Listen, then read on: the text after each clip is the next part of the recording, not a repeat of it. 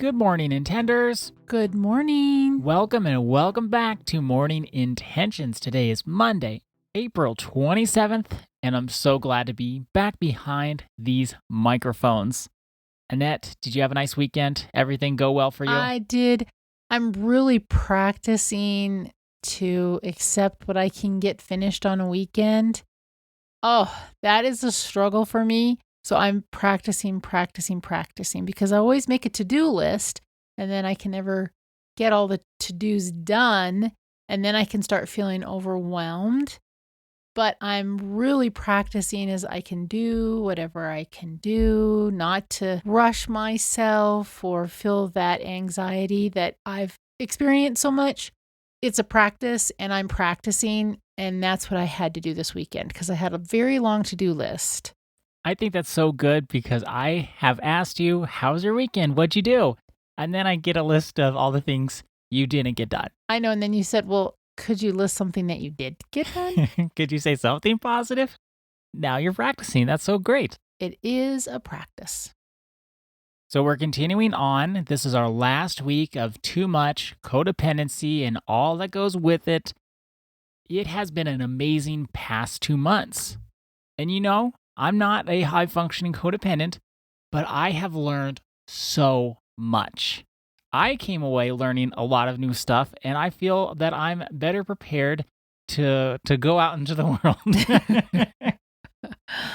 Well, maybe you're better prepared for how to deal with people with high-functioning codependency, or what do you mean by you feel better prepared?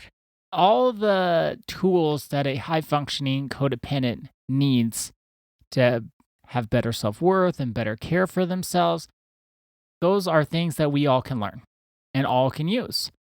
So when we started our book study, I thought, this is great. This will help out high-functioning codependents. That's awesome.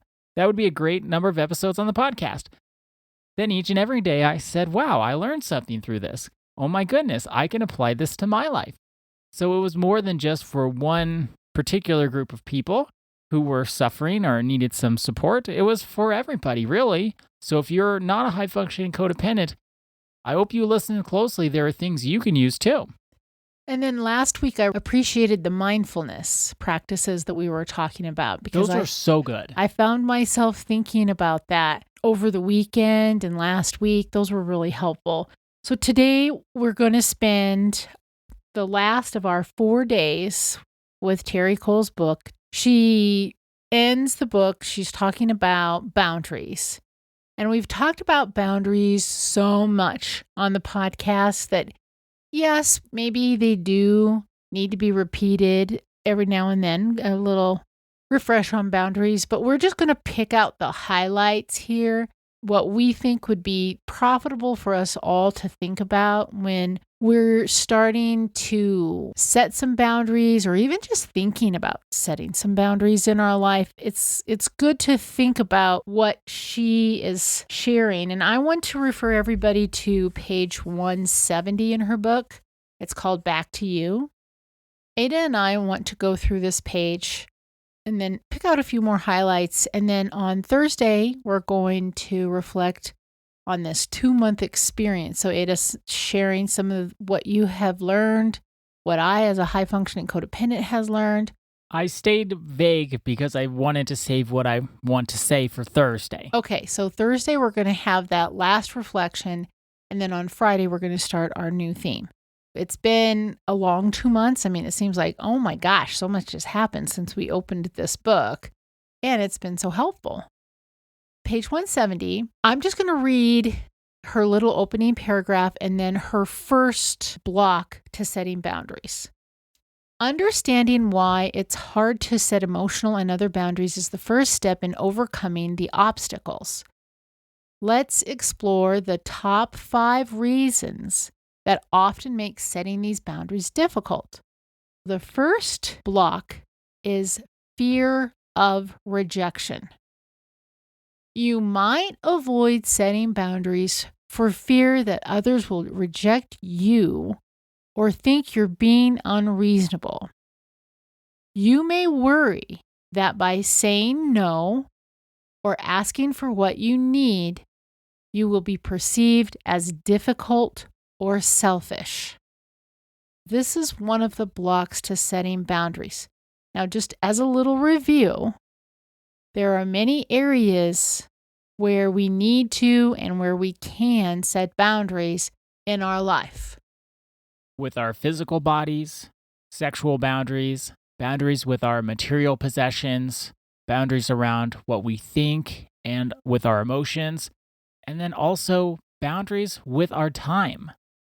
We need to listen to the different categories that Ada just shared. And Ada, I want you to say them again, maybe just a little slower, because sometimes we can think that we can set boundaries in one area, but not in others. So list those categories off for us again.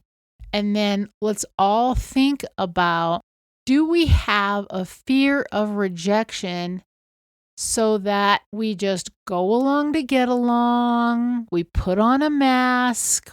We go along and say, oh, this is fine, when it's really not. But we don't, because we think, well, if I really speak up and say what I really think, what's really true for me, what I really need, the person isn't going to like me anymore.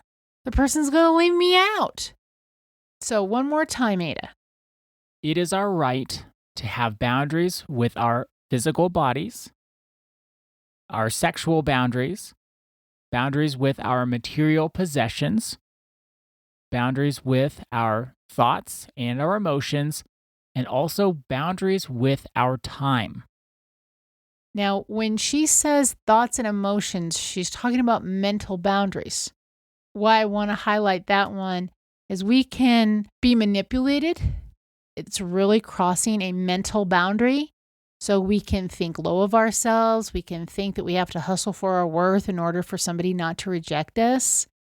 What I want to say, and it's difficult, but if you are in a relationship, and think about all your relationships, friends and neighbors and partner and colleagues.